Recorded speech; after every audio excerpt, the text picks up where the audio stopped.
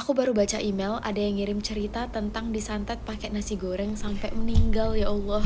Ceritanya di tengah kota Jakarta Pusat. Ada pria bernama Marwan, usia 20 tahunan yang lagi getol-getolnya belajar agama. Marwan punya tetangga dan teman dekat yang bernama Fadil, dan Fadil ini punya pacar yang namanya Raisa. Raisa ini teman sekolah Marwan dulu. Pas ketemu lagi, mereka cerita-cerita dan Raisa bilang ke Marwan, Marwan itu lagi sakit tapi sakitnya misterius. Kadang-kadang aku sering kesurupan. Raisa sempat nanya ke Marwan, kenal nggak sama orang pinter yang kira-kira bisa ngobatin dia.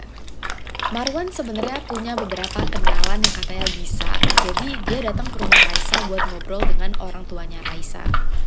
Ayahnya Raisa cerita, dulu tuh Raisa sempat sembuh gara-gara ada orang santri yang setiap hari ngaji di rumah mereka.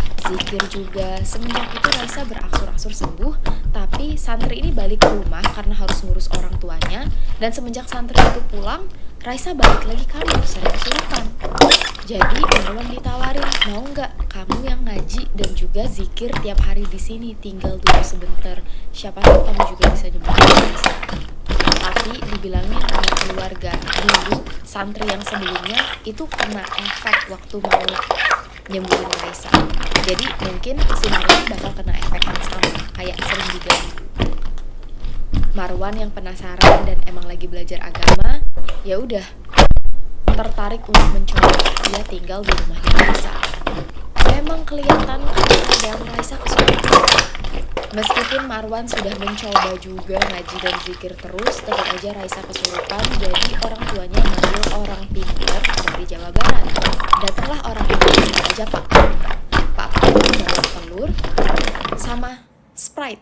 Mulailah semacam ritual pengusiran. Tapi menurut Marwan, ini tuh nggak sesuai dengan syariat agama. Masa iya sih pakai ritual, pakai telur, pakai Sprite, kayak nggak masuk akal aja.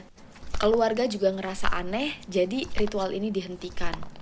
Orang pintar ini sempat minta duit sedekah 600.000 buat nama Raisa, katanya biar Raisa sembuh. Tapi duit ini nggak dikasih karena menurut mereka ya aneh aja, kalau mau sedekah ya Raisanya langsung aja sedekah, kenapa harus lewat orang pintar ini. Nah, semenjak Marwan tinggal di rumah itu, dia emang ngerasa ada hal-hal yang aneh, terutama kalau dia lagi sholat malam-malam. Bukan mau nakutin kalian sholat ya. Kasurnya sering goyang, terus ada suara ledakan, tapi suaranya tuh kalau dicari nggak ada. Di luar aman-aman aja. Pas Marwan cerita ke ayahnya Raisa, si ayah cerita ternyata kamar itu, tepatnya kasur yang ada di kamar itu emang dari dulu sudah ada di dalam rumah. Sejak mereka beli rumah pertama kali, waktu rumah itu masih berlumpur dan rusak, kasur itu emang udah ada dalam keadaan rusak. Soalnya kasur itu dulu dipakai oleh penghuni sebelumnya sampai meninggal. Meninggal pun di atas kasur itu. Jadi mungkin yang mengganggu santri sebelumnya itu ya penunggu yang sama. Karena nggak jadi ritual, Raisa belum disembuhin. Dulu dia udah pernah ke dokter berkali-kali tapi belum ketemu jawabannya itu sakit apa. Makanya mulai beralih ke orang-orang pintar, kata bapaknya. Cari lagi lah orang pintar lain. Dan rupanya orang pintar yang datang juga bawa telur. Ditulis di sini telur selang yang sudah membusuk, yang bakal digosokkan ke perut Raisa supaya penyakitnya pindah ke telur. Di sini keluarganya membiarkan aja ritual dilakukan karena mereka udah putus asa. Setelah selesai, orang pintarnya bilang dia naruh ular gaib di dalam perut Raisa untuk melindungi Raisa biar gak kesurupan. Hasilnya makin parah. Keluarga nyari orang pintar lain, semuanya dipanggil dan semuanya gak ada yang bisa ngelepas ular yang ada di dalam perut Raisa. Dan kondisi Raisa waktu itu makin parah, bukannya sembuh. Cuman memang kalau ada yang bawa keris atau alat yang agak mencurigakan pasti ditolak karena keluarga trauma dan takut juga ini tuh bakal jadi penyimpangan. Setelah sebulan Marwan tinggal di rumah Raisa, puasa di situ, Marwan banget. Raisa tuh sakit apa? Pasti ini ada alasannya, dan Marwan berusaha ngajak Raisa untuk ngobrol dan cerita ada nggak hal yang berusaha ditutupin. Ternyata Marwan bisa buka suara. Dulu pernah ada cowok yang PDKT dengan dia, pernah nembak juga, terus pernah ngajak jalan. Dan rupanya cowok ini pernah berusaha untuk melakukan sesuatu yang aneh-aneh. Raisa nolak dan sempet pakai kata-kata kasar karena kesel. Terakhir kali cowok ini ngasih nasi goreng.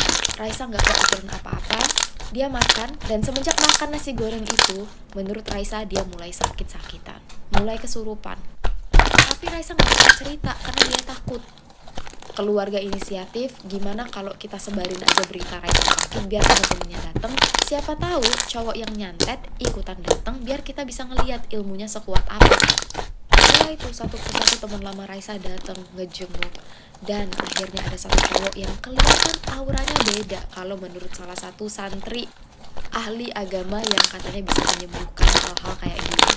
Menurut santri itu, cowok yang nyantet Raisa auranya kuat banget. Dia gak berani ngelawan, harus langsung dengan gurunya.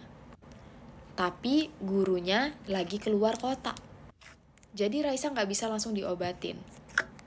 Waktu ditelusuri oleh Marwan, rupanya cowok ini berasal dari keluarga ilmu hitam. Bukan cuma satu orang, tapi emang anggota keluarganya ini semua menganut ilmu hitam. Bisa ngirim semua. Dibawalah Raisa ke rumah guru santri tadi, dan akhirnya beberapa hari kemudian Raisa bisa jalan. Awalnya Raisa udah gak bisa jalan lagi, tapi berangsur-angsur sembuh. Tapi sayangnya gak bertahan lama. Memang beberapa hari sembuh, tapi habis itu langsung sakit lagi, bahkan jauh lebih parah. Dan guru yang menyembuhkan tadi keluar kota, jadi Raisa gak bisa disembuhin. Pas banget lagi hari lebaran. Sekeluarga cuma bisa ngaji, doa. Dan di sini mereka sadar, burung peliharaan mereka semuanya tuh kayak gelisah dan berusaha untuk keluar dari kandang. Kondisi Raisa yang sudah kelihatan parah banget membuat keluarga khawatir dan mereka mutusin untuk ngeruqyah. Dipanggil orang yang bisa ngeruqyah, dan selama proses ruqyah Raisa muntah-muntah sampai Raisa sendiri gak kuat dan dia bilang, udah biar aku aja yang cabut semua jin yang ada dalam diri aku. Dia berusaha untuk kayak nyabut, untuk mata yang gak ngeliat nih, ya Raisa gak nyabut apa-apa. Tapi bagi orang yang bisa melihat, waktu itu banyak yang bersaksi Raisa beneran ngeluarin satu persatu jin, termasuk ular gaib yang tadi katanya gak bisa dikeluarin. Setelah proses ruqyah selesai, Raisa minta dibawa ke rumah sakit karena dia gak kuat dan gak tahan. Salah satu orang di ruangan bilang, bahaya ini. Biasanya kalau orang disantet meninggalnya habis azan asar. Dan beneran kejadian. Belum sempet bawa Raisa ke rumah sakit, azan asar, Raisa meninggal dunia. Emang sering sih banyak yang bilang kalau kita juga harus hati-hati nerima makanan dari orang yang kurang kita kenal. Bukan cuma karena takut ada racun, tapi juga takutnya kayak gini. Yang kayak gini tuh percaya nggak percaya, tapi yang penting hati-hati. Kita sama-sama mendoakan supaya Raisa tenang di alam sana.